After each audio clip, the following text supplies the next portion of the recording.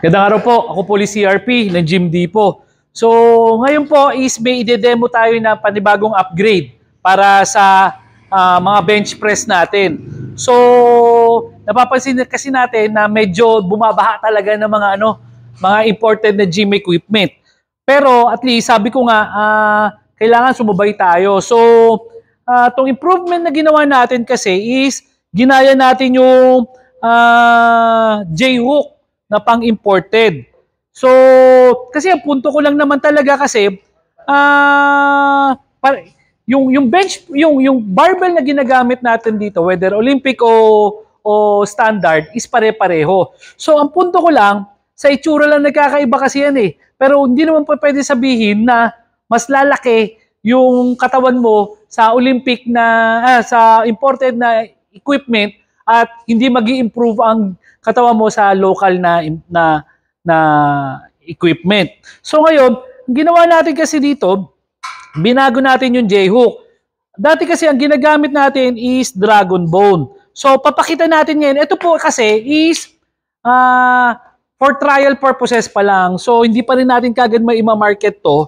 So siguro after a month. Kasi bukod doon sa pag-test natin dito na gagawin, kasi itong gagawin natin ngayon is itetest natin ng raw tong equipment na to. Hindi pa natin natetesting talaga to at hindi ko alam kung ano kalalabasan nito.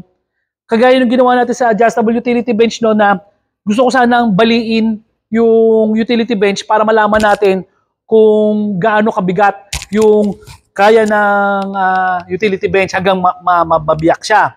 So ito, ganito lang gagawin din natin. Pupunuin natin tong bench press na to doon sa amount ng bigat na usual na ginagawa sa bench press. So ito, pupunuin natin up to 300 pounds. So ito, hindi pa natin alam talaga. Honestly, ito yung first time na kakabit natin to, di ko pa natetesting. So ito, pakita ko muna kung ano yung ginawa natin. So ngayon, itong J-hook na to is imported din. Pero engineering plastic siya, so matibay siya. So kahit ito, itong dalawang to, mahirapan kang baluktutin to na parang angle bar. So yung angle bar, kaya siya mas matibay kasi may corner siya, hindi siya basta-basta mapupunit. Pero pa doon, meron po tayong 1/4 na flat bar na inilalagay dito, which is mas makapal to kaysa sa dragon bone. So, aside from tibay nung J-hook, hindi ka basta-basta mabibiyak. Hindi rin siya mabibiyak kasi may brace po tayo na mas makapal na 1/4. So ito, pwersa nakatayo, meron pa rin po nakahang dito. So, papakita rin natin yung mga welding natin. So naka-full weld tayo doon sa mga portion kung saan kailangan yung tatag ng welding. So bukod sa labas, meron po rin tayo dito sa loob. Kaya yun yung sinasabi ko na sa tingin ko, mas matibay ito kesa doon sa dragon bone.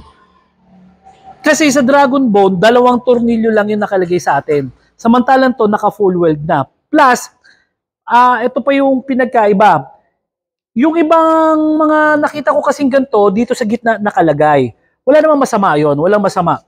Pero, kasi, yung sa akin, nilagay ko dito sa pinakakanto, dito, kasi mas matibay to. Sa design kasi ng bakal, mas matibay yung kanto. So, mas matagal siya bago mabaluktot. So, ganun ang ginawa natin. So, ginaya lang talaga natin yung parang sa dragon bone na nasa dulo. So, kaya rin siya mas matibay sa tingin ko kaysa sa dragon bone kasi ito, naka-weld na siya. Unlike sa dragon bone, naka-tornilyo. Matibay naman yun, pero sa tingin ko, mas matibay po itong design natin na to. Tapos, sa pag-testing natin, lalagyan ko siya ng stainless, 7 feet stainless bar. So, itetake ko na rin yung opportunity natin para may promote ulito. So, yung gamit ko sa gym ko kasi, lahat yan 7 feet na stainless bar. Bakit? Kasi, para doon sa mga dati nang may mga gym, maiintindihan nyo yung sinasabi ko na taon-taon, halos magpapalit ka ng chrome barbell kasi kinakalawang tong area na to. Kasi hindi maiwasan eh. Kasi, pawis eh. Tapos, nahahawakan to. Ang problema niyan, pwede mo siyang pinturahan, pero pag pininturahan mo siya, nagiging pantay yung knurling. So, kumikinis. Pero pa doon, eventually, mababakbak na naman yung pintura, hindi pantay yung yung barbell mo, mas masakit na siya sa kamay pag umiikot kasi buk-buk-buk-buk na yung pintura. So, itong 7 feet bar, ito na yung ginagamit namin sa Gym Republic. Ang kagandahan kasi nito, una, mas malinis, mas tumatagal. Pero na-realize din natin eventually kung napanood nyo yung video natin sa utility bench na mas matibay yung stainless. Bumabaluktot siya, pero pag tanggal mo ng plato, bumabalik. Unlike yung chrome, pag baluktot, diretsong baluktot na siya. Worst case scenario, kung papaluin mo to at bumaluktot, diretso ulit to nang hindi matatanggal yung pagka-chrome or pintura. Unlike sa chrome, pag bumaluktot, pwede mong pukpukin. Kasi pag pukpuk mo, makita mo nalalaglag na yung chrome, pangit na. So sa ngayon, ikakargahan po natin muna ng tag 50 pounds na plato. Pakilak. So ilalak natin for safety purposes. So kita nyo yung ano natin, yung locking mechanism natin ng stainless, napakadali. Plug and play, unlike yung naka-chrome, bibilugin mo pa. So anyway, bubuhatin natin to, isasalampak natin to dito in such a way na gagayahin natin kung paano ginagamit ng regular na nagbe-bench press.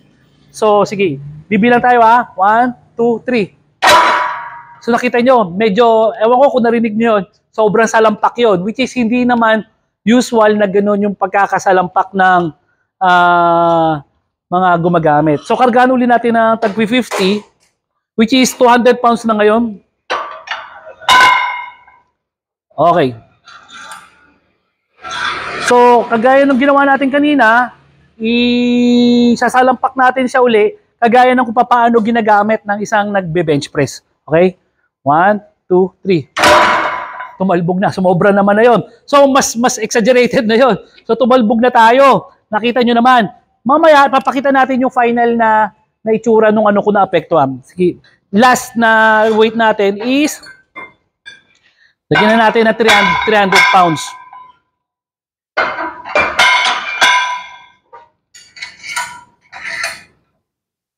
So, sabay-sabay natin ulit bubuhatin tapos isalampak natin. 1, 2, 3. So 300 pounds. Ito, medyo mabigat na to para sa common na mga nagbubuhat. Although, may mga nakita naman ako na nagbubuhat beyond that. So pakita natin yung ano, okay na. Pakita natin yung pagkaka-welding niya. So kanina na video natin walang cut. So makikita nyo kung paano siya naka-welding sa loob at sa labas, wala siyang na-damage. Hindi siya nabakbak. Walang kumupi, diretso pa rin dito sa kabila. So, walang nag-crack. Walang na-damage. So, sabay-sabay natin na nakita na kakayanin nung J-Hook. Kasi, kaya natin ginagawa to, kasi hindi porket may nakita tayong bago, ginagaya na natin. So, kailangan natin matest. Kasi, kagaya nung ano sinasabi ko dun sa China eh. Usually, ang China, ginagawa nila, pag may nakita silang bago, sa man lugar, sa Europe or sa Amerika, ginagaya nila. Pero pag minsan, doon nagkakaproblema dahil hindi nila tinetest, sumasablay. Yung mga crossover na sinabi ko, nauuntog, yung mga loader. So yun yung hindi nila nare-realize. Madali lang kasi gumaya. Katulad nito, honestly, ginaya natin siya. Pero yung technique, kagaya kung saan ilalagay yung flat bar, hindi sa gitna, sa dulo, kumbaga, in our own experience natin ginawa. So, bago natin to i-release sa market, so tinesting natin dito, nakita nyo, tinesting natin dito sa fabrication, pero testing pa rin natin to sa sa Gym Republic para at least doon naman makikita yung wear and tear, dire-diretsong ginagamit, mas makikita natin yung kung may flaw, kung may pagkakamali, maiko-correct natin bago natin ma-release sa market. So, nandito tayo palagi sa stage na to na hindi tayo nakakampante. So palagi natin ini-improve yung mga gamit natin. Actually, maayos na naman siya. Yung dating bench press natin, maayos na siya. Pero, ni-improve natin siya para maging competitive. Hindi lamang sa local fabrication, kundi rin sa international field. Para at least, kaya natin mag-compete. Sa Pilipinas man ginawa to, kaya natin i-compete sa mga international na mga brand na mga gym equipment. So ako po, si RP ng Gym Depot. Maraming salamat po.